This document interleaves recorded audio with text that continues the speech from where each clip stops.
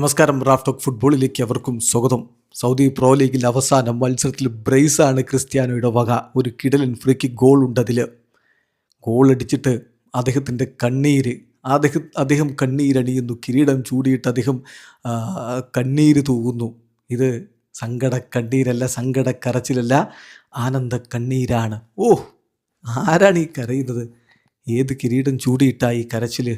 ഓ, premier ലീഗിൽ കിരീടം ചൂടിയ, പിന്നെ ലലീഗയിൽ കിരീടം ചൂടിയ, സീരിയയിൽ കിരീടം ചൂടിയ, ടോപ്പ് 5 ലീഗ് എന്ന് വിശേഷിപ്പിക്കുന്ന 5 ലീഗുകളിൽ 3 കിരീടം ചൂടിയ, ചാമ്പ്യൻസ് ലീഗ് പലവട്ടം വാരിക്കൂട്ടിയ, യൂറോ കപ്പ് നേടിയ, നേഷൻസ് ലീഗ് നേടിയ അതേ ക്രിസ്ത്യാനോ റൊണാൾഡോ സൗദി അറേബ്യയിൽ ഒരു ലീഗ് കിരീടം ചൂടിയിട്ട് കരയണമെങ്കിൽ ആ മനുഷ്യൻ്റെ കളിയോടുള്ള പാഷൻ എത്രയാണ് എന്നതിൽ തന്നെയുണ്ട്.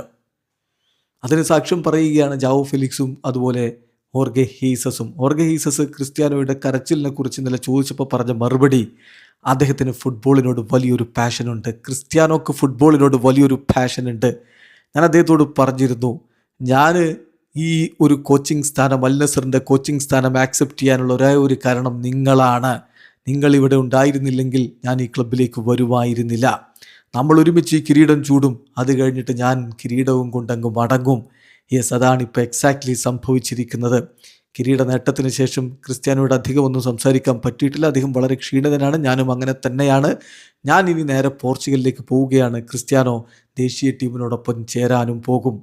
ക്രിസ്ത്യാനോ റൊണാൾഡോയോട് നേരത്തെ സംസാരിച്ച ഘട്ടത്തിൽ തീർച്ചയായിട്ടും ഞാൻ ഈ ഒരു ക്ലബിലേക്ക് വരാൻ വേണ്ടി തീരുമാനിച്ച ഘട്ടത്തിൽ ക്ലബ്ബ് എനിക്ക് 2 വർഷത്തെ കോൺട്രാക്റ്റ് ഓഫർ ചെയ്തിരുന്നു. പക്ഷേ എനിക്കൊരു വർഷം മതി എന്നായിരുന്നു ഞാൻ തീരുമാനിച്ചത്. അതാണ് ഞാൻ എവിടെയൊക്കെ വർക്ക് ചെയ്തിട്ടുണ്ടോ, ഏത് ക്ലബിലൊക്കെ വർക്ക് ചെയ്തിട്ടുണ്ടോ, അപ്പോഴൊക്കെ ആദ്യം 1 വർഷത്തെ കോൺട്രാക്റ്റാണ് എടുക്കാറുള്ളത്. തീർച്ചയായിട്ടും ഇതൊരു ബുദ്ധിമുട്ടേറിയ സീസണായിരുന്നു. തീരുമാനങ്ങൾ നമ്മൾ റിസ്കിലാക്കുന്ന തീരുമാനങ്ങൾ എടുക്കേണ്ടതുണ്ടായിരുന്നു. അത്തരത്തിലുള്ള തീരുമാനങ്ങളൊക്കെ എടുത്തിട്ടാണ് ഇവിടെ എത്തുന്നത്. ഇതൊരു ഗ്രേറ്റ് ഇയറാണ്.